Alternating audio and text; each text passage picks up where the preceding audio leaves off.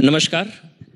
अमृत रत्न, आप सभी जानते हैं कि आज़ादी के 75 वर्ष पूरे होने पर नमस्कार देश अमृत महोत्सव मना रहा है। और आप सभी ये भी जानते हैं कि देश का नंबर 1 न्यूज़ चैनल अमृत रत्न के ज़रिए, मतलब जिन्होंने बढ़ाया देश का मान, अमृत रत्न के ज़रिए हम देंगे उनको सम्मान। और ये हमारी पहल का मकसद सिर्फ इतना है कि जो नए भारत की परिकल्पना देश ने, हमारे प्रधानमंत्री ने, हमारी सरकार ने, हम सब ने मिलकर की है, उन सब में जिन भी लोगों का योगदान है उनको किसी भी तरह से सम्मानित हम करें।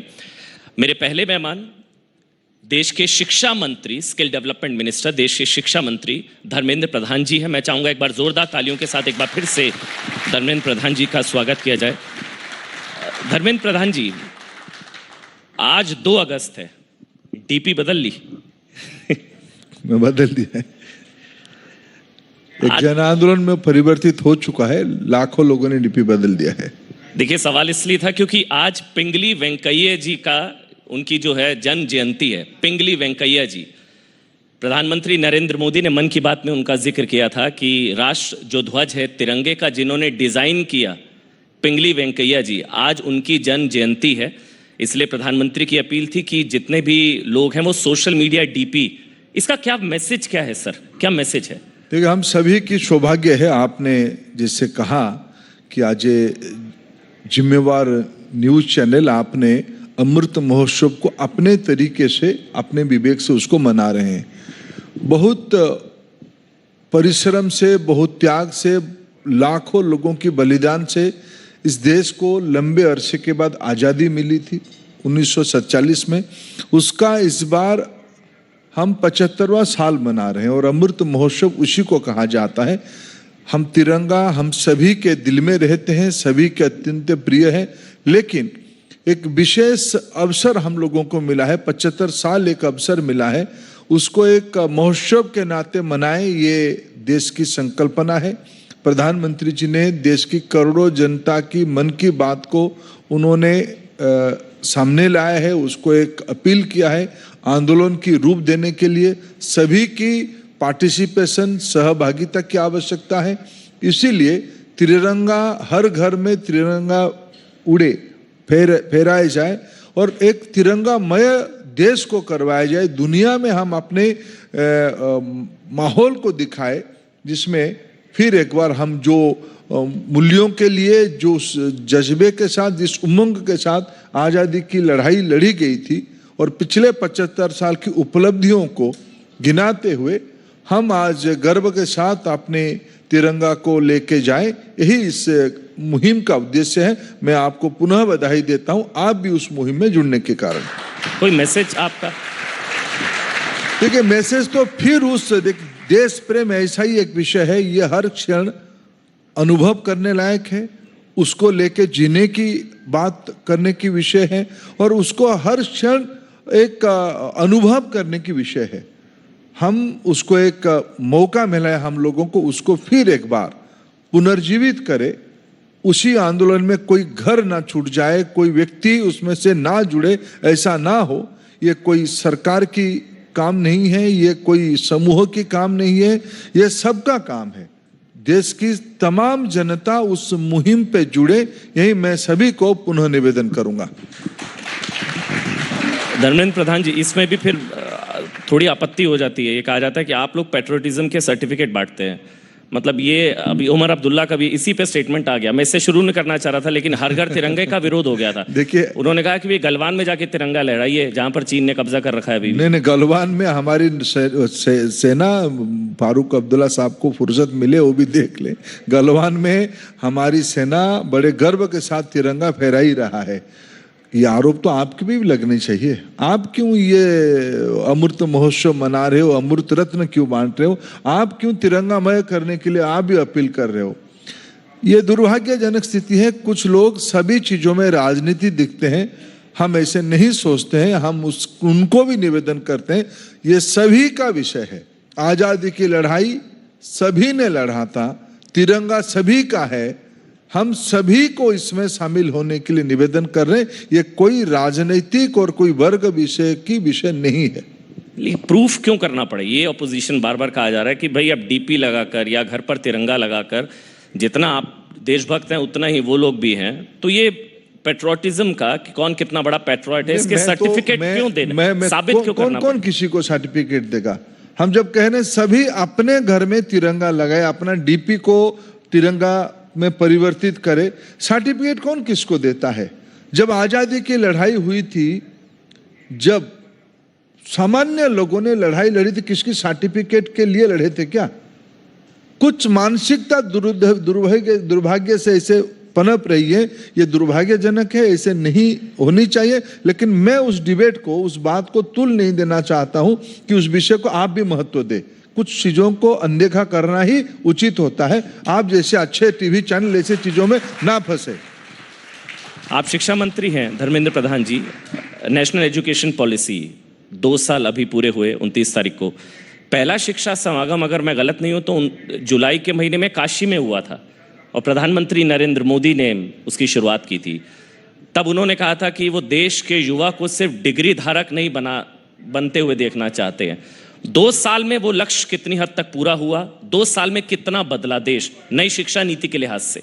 देखिए, न्यूज चैनल में आने में मैं सच में डरता हूं कि आप सारे चीजों के आपके पास एक स्केल है, आपको हेडलाइन बनानी है, आप एक डेडलाइन से चलते हो। यह डर हमको लगता है।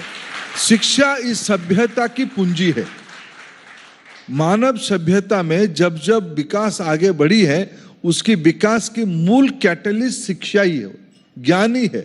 भारत आज जिस स्थिति में है, इसकी मूल पूंजी शिक्षा है। ये आदि अनादि काल से, हजारों वर्षों से हमारी पुराने ग्रंथ, उपनिषद, वेद इत्यादि पे हमारे विश्वास है, उसी पे हम लेके आ रहे हैं। 34 साल के उपरांत 2020 में माननीय प्रधानमंत्री नरेंद्र मोदी जी ने देश में राष्ट्रीय शिक्षा नीति लाया है।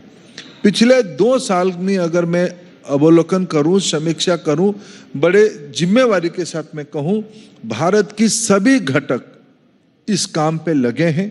शिक्षा अनुष्ठान, सरकारें, नागरिक, विशेष करके बच्चे, स्टूडेंट्स, अभिभावक, शिक्षक, सभी लोग उसमें एक सहमति बना के शिक्षा को 21वीं सदी के लायक बनाए जाए। ये रूटेड हो, मॉडर्न हो। यही 2 स्तंभ के ऊपर हम दुनिया की नॉलेज बेस्ड इकोनॉमी को अपने आप में भारत केंद्रित करने के लिए एक मुहिम इस राष्ट्रीय शिक्षा नीति के अंदर रिकमेंडेशन में है। उसी काम पे मैं जैसे कहूँ, आज़ादी की उपरांत भारत की संविधान बनाने में एक बहुत बड़ा परामर्श हुई थी, कई लोगों की सहभागिता उसमें मिली थी। वैसे ही एक मसौदा कस्तूरी रंगन जी के नेतृत्व में 2020 जुलाई 29 में देश के सामने आया। प्रधानमंत्री जी की विजन उसमें से सामने आई, जिसमें विश्व कल्याण, विश्व गुरु, मानवता के बारे में उल्लेख किया गया है, मार्ग दिखाया गया है। सारे लोग जब उस काम पे लगे हैं, ये पीढ़ी परिवर्तन के काम धीरे धीरे, ये जगन्नाथ जी की रथ चल पड़ा है, ये आराम से देश में एक नई पीढ़ी को बनाने में सफल हो जाएगी। क्या अलग क्या है धर्मेंद्र प्रधान जी? इसमें कहा जा रहा है कि भारतीयता का टच होगा विद ग्लोबल आउटलुक। क्या अलग क्या है इस शिक्षा नीति में? देखिए, मैं अगर आपको 1-2 व्यवहारिक उदाहरण आपके सामने रखूं, आज भारत और दुनिया की स्थिति क्या है। अगर हम कोई क्राइसिस को समीक्षा करते हैं, कोई विपत्ति को समीक्षा करते हैं, तो समाज की चरित्र, समाज की स्थिति ध्यान में आती है। अभी अभी हम लोग सब कोरोना के अंदर चल ही रहे हैं। कोरोना विश्व को चपेट में ले लिया। सभी देश, सभी घर, सभी नागरिक उसमें से ग्रसित हुए। उसको दुनिया सामना कैसे किया? जो देश एक समय में 1 पीस की पीपी किट नहीं बनाती थी, आज वो देश दुनिया को पीपी किट सप्लाई कर रहा है। जिनके पास पीपी किट की भरमार था, उस देश को अभी कोई देश मुंह उठा के नहीं देख रहा है, क्योंकि उन्होंने कहा कि मेरे से कुछ चीज लोगे तो मेरे ये 4 शर्त को मानना पड़ेगा। ये कहां से आई है? मूल फर्क आई कहां से?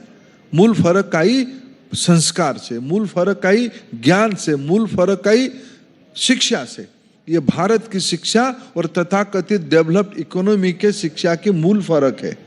आधुनिकता की बात कहूं अगर मैं, अभी अभी मैं आपके वहां आ रहा था, जुलाई महीने में भारत में डिजिटल ट्रांजैक्शन की रिकॉर्ड तोड़ी है। जुलाई में 2022 में अगर हम समीक्षा करें, दुनिया के अंदर जब एक नया डिसरप्शन टेक्नोलॉजी के कारण आ रही है, डिजिटल इकोनॉमी एक फास्ट इमर्जिंग इंस्ट्रूमेंट बन रहा है। आज दुनिया में हम डिजिटल ट्रांजैक्शन की 40% कंट्रीब्यूशन भारत की है। धीरे धीरे भारत दुनिया की नॉलेज इकोसिस्टम पे लीडरशिप पोजीशन में जाना शुरू किया है। ये जो हमने एक पीपी किट से डिजिटल ट्रांजैक्शन की जर्नी बताई आपको, ये ना केवल हमारी देश की सुविधा के लिए होगी, दुनिया की कई सारी इमर्जिंग इकोनॉमी भारत की ओर देख रहे हैं इस सारे विषय को अपनाने के लिए। ये भारत में इसीलिए संभव है, इसी को भारतीय शिक्षा पद्धति से जुड़ा जाएगा, इसी को ग्लोबल सिटीजनशिप के साथ जोड़ा जाएगा। भारत ऐसे नौजवान तैयार करना चाहता है जो केवल खुद के बारे में ना सोचे, दुनिया के बारे में सोचे। इसी के नाम कहा गया था, हम वसुधैव कुटुंबकम में विश्वास करने वाले लोग हैं, हम नेचुरली विश्व गुरु हैं। यह शिक्षा नीति की रिकमेंडेशन है। शिक्षा नीति को लेकर सवाल है, शिक्षा मॉडल की बात आप कर रहे हैं। एक सवाल ये है कि ये आरोप लगता है, मतलब जब भी शिक्षा नीति की बात होती है तो दिल्ली के शिक्षा मॉडल की बड़ी चर्चा होती है या मार्केटिंग उस तरह की है। वो कहते हैं कि आप लोग डरते हैं दिल्ली के शिक्षा मॉडल से, आम आदमी पार्टी कहती है, इसलिए मनीष सिसोदिया को फंसा रहे हैं क्योंकि वो शिक्षा मॉडल गुजरात लेकर जा रहे हैं। दिल्ली का शिक्षा मॉडल, धर्मेंद्र प्रधान जी। जो जिसको जंडिस हुआ है उसको पीला दिखेगा ही दिखेगा, मैं उसमें क्या उत्तर दूं। बाकी मैं एक ही उदाहरण दूंगा, मैं तथ्य को आपके सामने रखना चाहता हूं, आपके माध्यम से देश में रखना चाहता हूं। अभी सीबीएसई की रिजल्ट आई है 10वीं और 12वीं का। जो लोग ढोल बजाते हैं, अपना ढोल बजाते हैं कि हम दुनिया में अजूबा कर दिए, दिल्ली की सरकारी स्कूलों की रिजल्ट को पिछले 6 साल में आप समीक्षा करके देखिए। सरकारी स्कूलों में प्रति वर्ष 10वीं और 12वीं की रिजल्ट गिरती जा रही है। ये उनकी उपलब्धि का बड़ा सर्टिफिकेट है, सीबीएसई ने दिया है। दूसरी ओर थोड़ा आप आपकी रिपोर्टर्स को भेजिए, मेरे को पता नहीं आप सच में भेजेंगे कि नहीं भेजेंगे, लेकिन आप भेजिए। दिल्ली की स्कूलों में मेरे को कहा गया, थर्ड पार्टी एक्सपर्ट्स ने मेरे को कहा कि दिल्ली की सरकारी स्कूलों में जो बच्चे थोड़ा कम मार्क रखते हैं 6वीं 7वीं 8वीं 9वीं में, उनको अलग बिठाया जाता है। अलग इसीलिए नहीं बिठाया जाता है कि उनको विशेष ध्यान दिया जाए, उनको केयर किया जाए, उनको छुपाना पड़ता है, उनको थोड़ा तिरस्कार से देखते हैं, उनको थोड़ा नेग्लेक्ट करते हैं। ये दोहरी शिक्षा व्यवस्था की चलाने वाले लोग प्रचार धर्मी तरीका अपनाते हुए झूठ बोलते हैं, उनको आलोचना करना भी पाप होगा। एक आखिरी सवाल बस आपसे, ईडी बड़ी फुल फॉर्म में है सर आजकल, ऑपोजिशन ईडी की फुल फॉर्म बता रहा है, लेकिन ईडी बड़ी फुल फॉर्म में है सर। हम तो डीपी बदलने के काम पे लगे हैं। देखो, देश बहुत आगे बढ़ चुका है। कुछ मैं इस प्रकार के उत्तर में फंसना नहीं चाहता, लेकिन मूल विषय है अमन जी, समस्या क्या है। कुछ लोग इस देश को अपनी जागीर मानते हैं, अपनी जमींदारी मानते हैं, वो कोई कानून के अंदर बंधना नहीं चाहते हैं। वो लोग, उन लोगों को लगता है कि हम सारे गलत काम हम कर सकते, क्यों? हमारी टाइटल में फलाना लगा है, हम इस देश की संपत्ति का मालिक है, हमें कोई प्रश्न नहीं उठा सकता है। भाई, कोर्ट ने आपको बेल में छोड़ा है, कोर्ट ने आपके ऊपर इंक्वायरी की बात कही है, आप चिल्लाते हो, आप 4 लोग मिलके समाज को एक दहशत में डालने का कोशिश करते हो। आपको जब बंधन में कोई व्यवस्था रखती है, आप चिल्लाते हो, क्यों? आप सामंतवादी हो, आप फ्यूडल हो।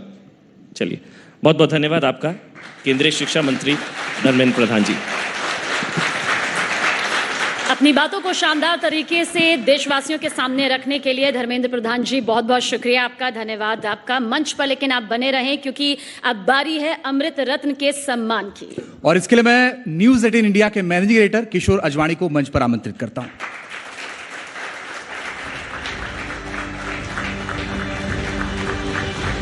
अब बारी है हमारे पहले अमृत रत्न की, जिनके बारे में सिर्फ इतना कहा जाए कि सॉफ्टवेयर के क्षेत्र में भारत जो आज सॉफ्ट पावर का दर्जा हासिल कर चुका है वो शायद उन्हीं की देन है। इन्फोसिस के संस्थापक हमारे अमृत रत्न एनआर नारायण मूर्ति। आज भारत पूरी दुनिया को सॉफ्टवेयर निर्यात करने के मामले में सबसे शक्तिशाली देशों में गिना जाता है, लेकिन सॉफ्टवेयर को भारत की सॉफ्ट पावर बनाने की शुरुआत हुई थी एक सपने के साथ, और ये सपना देखने वाले थे एनआर नारायण मूर्ति, जिन्होंने भारत की सबसे बड़ी आईटी कंपनियों में से एक इन्फोसिस की शुरुआत की। 2,76,000 से ज्यादा कर्मचारियों के साथ इन्फोसिस को पूरी दुनिया में भारत की पहचान के तौर पर देखा जाता है। इन सब के बीच नारायण मूर्ति और उनकी पत्नी सुधा मूर्ति मिलकर इन्फोसिस फाउंडेशन और दूसरी गैर सरकारी संस्थाओं के जरिए लाखों लोगों की जिंदगी को बेहतर बना रहे हैं। इन्फोसिस को अमेरिका के शेयर बाजार सूचकांक नैस्डैक में लिस्टेड होने वाली पहली भारतीय कंपनी बनाने वाले एनआर नारायण मूर्ति न्यूज़ 18 इंडिया कर रहा है इनका सम्मान, क्योंकि इन्होंने बढ़ाया देश का मान। अमृत रत्न।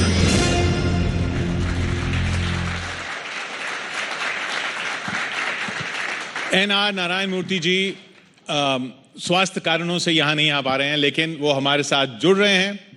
स्वागत करेंगे इन्फोसिस के संस्थापक अमृत रत्न एनआर नारायण मूर्ति जी का।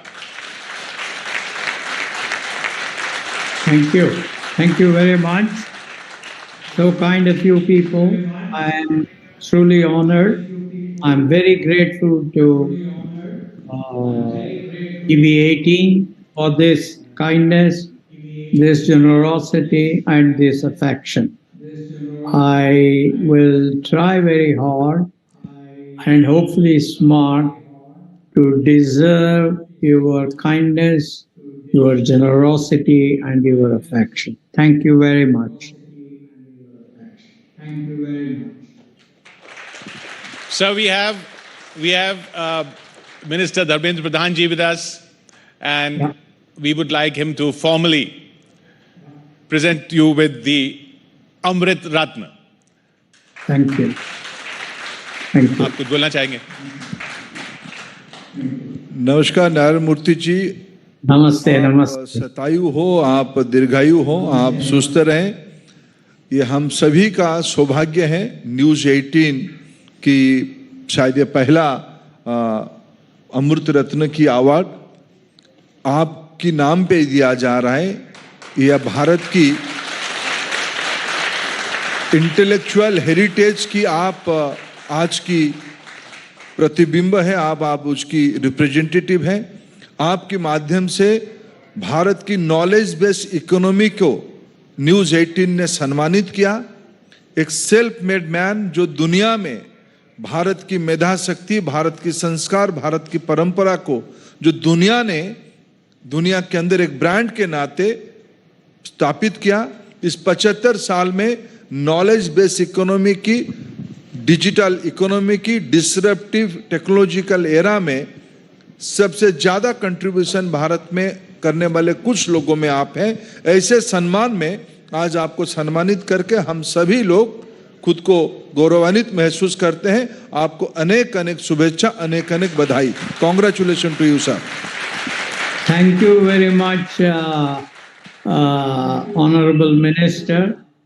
I'm very, very grateful to you for your kind words. I will definitely try and live up to your expectations. Thank you very much.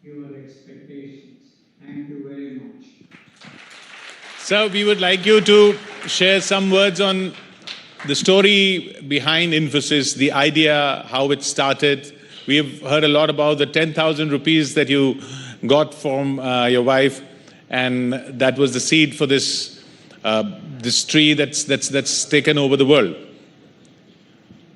Well, I was a strong leftist when I was a student, but When I was working in Paris, France during the early 70s, I was transformed from a confused leftist to a determined, compassionate capitalist.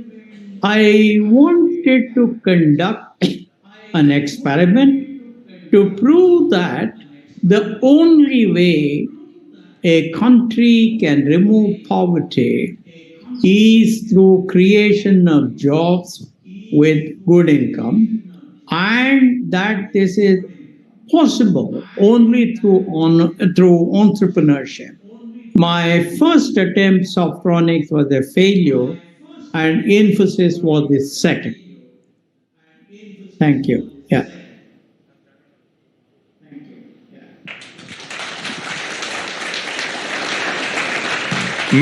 Many people say that Infosys and the IT sector succeeded not because of the politics and politicians and the government of that time, but because the government and the politicians and the politics of that time didn't pay much attention and didn't expect the IT world to succeed. And because there was less interference from the government, it blossomed. You agree with that? No, I think that's not a very fair statement to the governments, successive governments. I would say in the last 30 and odd years of this industry, both the politicians and the bureaucrats have been very active encouragers and active catalysts of the progress that this industry has achieved. Whether it was tax exemption, whether it was creating the first communication earth station, whether it was removing licensing, in everything, I would say the government has played a very important role. And for that, I would definitely remain ever grateful to successive governments of the day, including the current government. Therefore, my belief is that no country can make impressive strides in any industry unless there is a very harmonious relationship amongst the entrepreneurs and the business on the one hand, and the politicians and the bureaucrats on the other hand. And I think in this particular case, this is absolutely true. And I'm very, very grateful to the governments.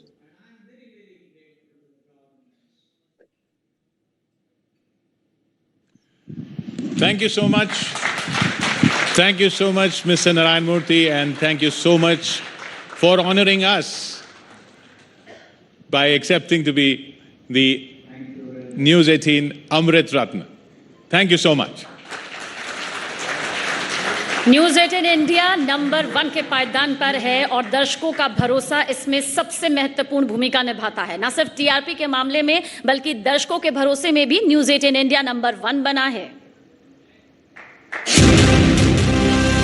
Channel जो है आपके भरोसे पर उतरने में number 1, सच की राह पर चलने में, आपके लिए लड़ने में नंबर 1, आपकी आवाज बनने में, जिसके पास है एंकर की टीम नंबर 1, जो है राजनीति के खेल से लेकर खेल की कवरेज में नंबर 1, आज तक को पछाड़ अब है देश का नंबर 1 न्यूज चैनल।